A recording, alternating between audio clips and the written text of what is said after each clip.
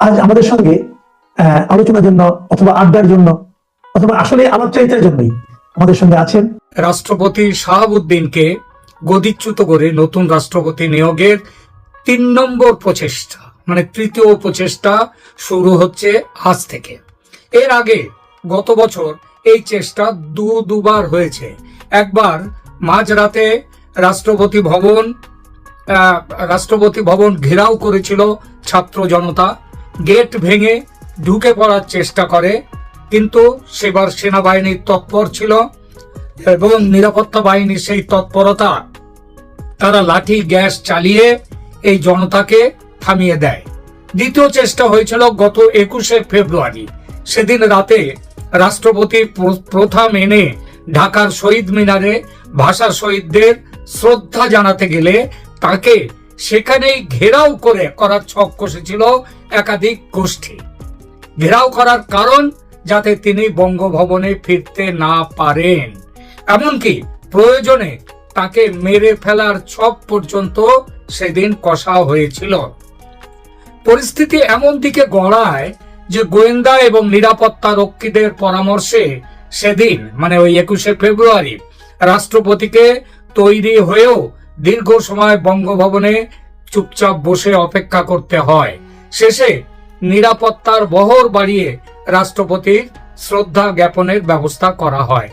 বাংলাদেশের রাজনীতির নিবিড় পর্যবেক্ষক যারা, তারা মনে করছেন আর একটি 5 আগস্ট সংগঠিত করার লক্ষ্যেই বুধবার বন্দর নগরী চট্টগ্রাম দিনভর অচল করে রেখেছিল বৈষম্য বিরোধী ছাত্র জনতা।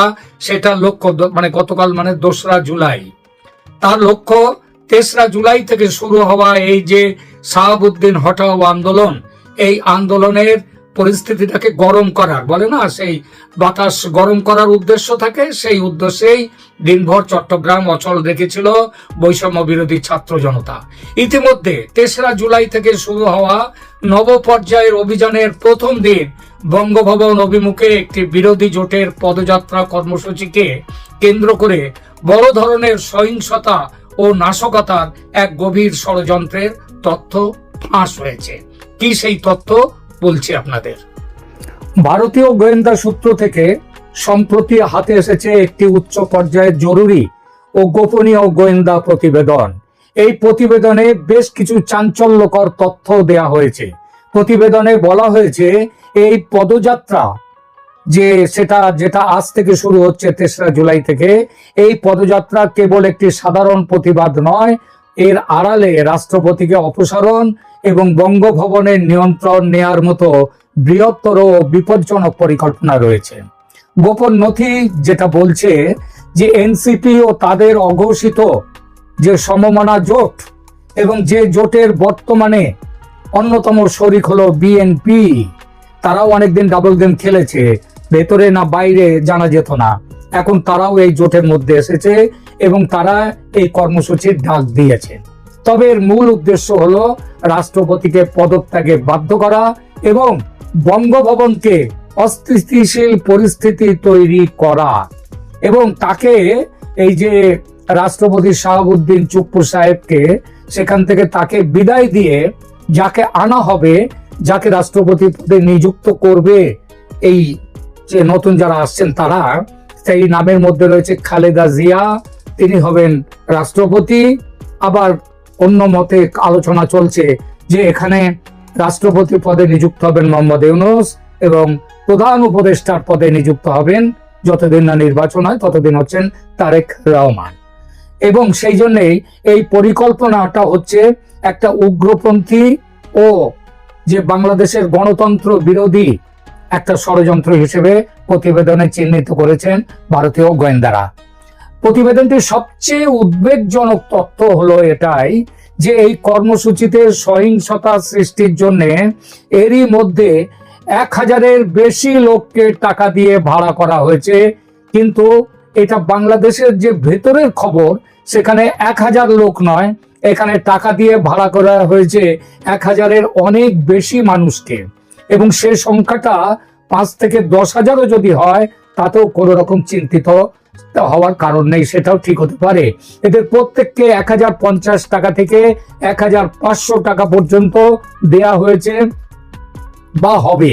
প্রতিবেদনে আরো বলা হয়েছে যে এদের মধ্যে অনেকেই জেল ফেরত, জেল থেকে যাদেরকে মুক্ত করেছেন মোহাম্মদ ইউনূসের সরকার, সেই জেল ফেরত আসামিরা, এই সন্ত্রাসীরা, জঙ্গিরা, এদের অনেকেই রয়েছেন তার মধ্যে।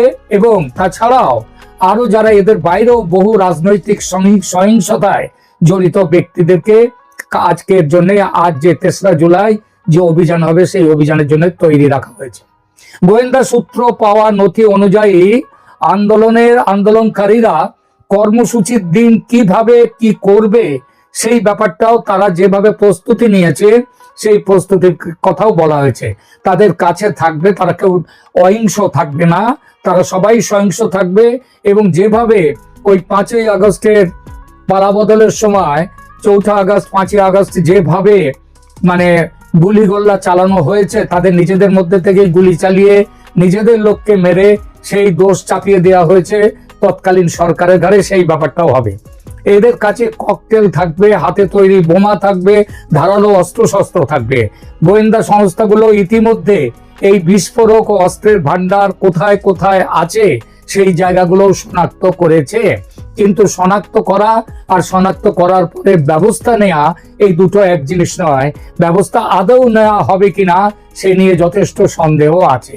পরিকল্পনায় একটি ঘৃণ্য ব্যবস্থার কথাও জানা গেছে, সেটা হলো অভিযানের সামনে রাখা হবে নারীদের, মেয়েদের মানব ঢাল হিসেবে ব্যবহার করা হবে। মিছিলের সামনের সারিতে নারী রাখা হলে নিরাপত্তা বাহিনী, সেটা পুলিশ হোক বা সেনাবাহিনী হোক, লোক দেখাবার জন্য তো একটু গুলিগোল্লা চালানোর দরকার হয়, সেটা প্রথমে তাদের মুখোমুখি হবে এবং মেয়েদের উপরে, নারীদের উপরে গুলি চালাতে বা লাঠি চালাতে তারা দ্বিধাবোধ করবে। সেই জন্যে চিন্তা রাখা হয়েছে। অনেকদিন আগে শুনতাম যে ভারতে যখন মুসলিম শাসকরা বিদেশ থেকে এসে ভারত দখলের চেষ্টা করত, লড়াইতে তারা সামনের দিকে রাখতো গরুকে, কারণ গরু হচ্ছে হিন্দুদের, পুজো করে গরুকে, হিন্দুদের কাছে গরু হচ্ছে গোমাতা। সেইটা করে তাহলে যাতে এই গোমাতাকে হত্যা না করতে হয় তার জন্য হিন্দু সৈন্য তারা চুপচাপ থাকতো। সেই সুবাদে এবং সেই সুযোগে তারা মুসলিম যে সৈন্যরা তারা এসে তাদেরকে হারিয়ে দিত। তো এখানেও সেই একই রকমের চিন্তা রয়েছে। এখানে গরুর পরিবর্তে রাখা হবে নারীদের, যাতে নিরাপত্তা বাহিনী প্রথমে তাদের মুখোমুখি হয় এবং কোনো ব্যবস্থা নিতে দ্বিধাবোধ করে। এই সুযোগে পেছনে থাকা এই পুরুষ কর্মীরা ককটেল ও অস্ত্র নিয়ে হামলা চালাবে। অন্যদিকে পরিকল্পনার আরো একটি অংশ হচ্ছে মোহাম্মদপুর ক্যাম্পের এক কিশোর গ্যাংয়ের নেতার সঙ্গে যোগাযোগ করা হয়েছে। এই গ্যাং স্বল্প সময়ের জন্য স্ট্রিট ডিস্ট্রাকশন বা যে নিরাপত্তা বাহিনী বা রাস্তায় যারা আছে তাদের মনোযোগ অন্যদিকে ঘুরিয়ে নেবে এবং তারা একটা নয়েজ সাপোর্টেজ করবে এবং সেই সুবাদে এইভাবে আন্দোলনকে এগিয়ে নিয়ে যাবে। প্রতিবেদনে দাবি করা হয়েছে যে পিনাকি ভট্টাচার্য, নাহিদ ইসলাম ও হাসনাতের মতো ব্যক্তিদের মধ্যে কথোপকথনের মাধ্যমে এই ষড়যন্ত্রের বিষয়টি নিশ্চিত হওয়া গেছে। সম্প্রতি রূপায়ণ টাওয়ারে ঢাকায় তাদের মধ্যে একটি গোপন বৈঠক অনুষ্ঠিত হয়, যেখানে সংঘর্ষের দৃশ্য কিভাবে তৈরি করা যায় তা নিয়ে বিস্তারিত আলোচনা হয়েছে। ষড়যন্ত্রের সবচেয়ে ভয়ঙ্কর দিকটি হলো পদযাত্রার এক পর্যায়ে আন্দোলনকারীরা নিজেদের ভিড়ের মধ্যে নিজেরাই ককটেল বোমা ছুড়বে, গুলি চালাবে। এর মাধ্যমে তাহলে মানুষের মৃত্যু হবে, গোলমাল হবে এবং সেই দায়, ককটেল বিস্ফোরণের দায়, গুলি চালাবার দায় নিরাপত্তা বাহিনীর ঘাড়ে চাপিয়ে সাধারণ মানুষের সহানুভূতি অর্জনের চেষ্টা করবে। ইতিমধ্যে এই অভিযানে মদত দেওয়ার উদ্দেশ্যে পাকিস্তান থেকে 3 জন পাকিস্তানি সেনাকর্তা আরব এমিরেটসের বিমানে তারা বাংলাদেশে এসেছেন। ভারতীয় গোয়েন্দাদের মতে দেশে জঙ্গি তৎপরতা বৃদ্ধির কর্মসূচি সফল করার লক্ষ্যে পথ নির্দেশ দেওয়ার জন্য, তাদেরকে গাইডেন্স দেওয়ার জন্য এই সেনাকর্তারা ঢাকায় এসেছেন। ব্রিগেডিয়ার জেনারেল পদমর্যাদার এই 3 সেনা অফিসারের নাম হলো পাকিস্তান বাহিনীর নাদিম আহমেদ, মোহাম্মদ তালহা এবং সৌদ আহমেদ রাও। এদের পরিচয় নিয়ে দ্বন্দ্বের কারণ ঢাকা বিমানবন্দরের ইমিগ্রেশন কাউন্টারে এরা যে পাসপোর্ট জমা দেন 3টি 3টি পাসপোর্টই গত 1-1.5 মাসের মধ্যে তৈরি হয়েছে। তার মানে একেবারে আনকোরা নতুন পাসপোর্ট। আর এখন তো যাওয়া আসার জন্য ভিসার দরকার নেই বাংলাদেশ এবং পাকিস্তানের। সুতরাং এই নতুন পাসপোর্ট তৈরি করে নিয়েই তারা এসেছেন বাংলাদেশে। এগুলো ডিপ্লোম্যাটিক পাসপোর্ট নয়, সাধারণ পাসপোর্ট। গোয়েন্দাদের, ভারতীয় গোয়েন্দাদের ধারণা হলো বিশেষ কারণে এদের পাসপোর্ট, এই সব পাসপোর্ট ইস্যু করে বাংলাদেশে এদেরকে পাঠানো হয়েছে। এর আগেও পাকিস্তানি সেনা অফিসাররা ঢাকায় এলে ইউনূস সরকারের তরফে সরকারিভাবে কখনোই কিছু জানানো হয়নি, এবারও হয়নি এদের আশা। এনসিপি অর্থাৎ ন্যাশনাল সিটিজেন্স পার্টি আমাদের ইউনূস সাহেবের নিজের বকলমে যে দলটি তৈরি করেছেন, সেই এনসিপি দল আগস্টের গোড়ায় একতরফা জুলাই সনদ ঘোষণার হুঁশিয়ারি দেওয়ার পর সোমবার সন্ধ্যায় একদল ছাত্র প্রধান উপদেষ্টা সোমবার মানে এই 3 দিন আগেই সোমবারে তারা মোহাম্মদ ইউনূসের বাসভবনের সামনে একটি গেটে বসে পড়ে বিক্ষোভ দেখায়। রাতে পুলিশ তাদের তুলে দেয়। তবে এই ঘোষণার পরে বাংলাদেশ জুড়ে ফের জঙ্গিদের নেটওয়ার্ক তৎপর হয়ে ওঠার খবর মিলেছে। গোয়েন্দা সূত্রের দাবি, জামিনে মুক্ত জঙ্গি নেতারা নিজেদের মধ্যে যোগাযোগ বাড়িয়েছে, ছোটখাটো সংগঠনগুলির মধ্যে যোগাযোগ তৈরি করা শুরু করেছে, নতুন ছেলেদের জঙ্গি হিসেবে নিয়োগে জোর দেওয়া হয়েছে। এই পরিস্থিতিতে আর একটি কাণ্ডও ঘটেছে। 10 ট্রাক অস্ত্র মামলার যিনি সমন্বয়ক ছিলেন, বাংলাদেশের গোয়েন্দা বাহিনীর প্রাক্তন প্রধান মেজর জেনারেল রেজ্জাকুর হায়দার চৌধুরী, তিনি 12 দিনের চীন সফরে গেছেন। তিনি 12 দিনের চীন সফরে কেন গেছেন এই সম্পর্কে ভারতীয় গোয়েন্দাদের ধারণা, দক্ষিণ এশিয়ায় জঙ্গি কার্যকলাপের উপরে জঙ্গি কার্যকলাপ বাড়াবার জন্যই তিনি হায়দার চৌধুরী তিনি চীনে গেছেন অস্ত্র শস্ত্র আমদানির উদ্দেশ্যে।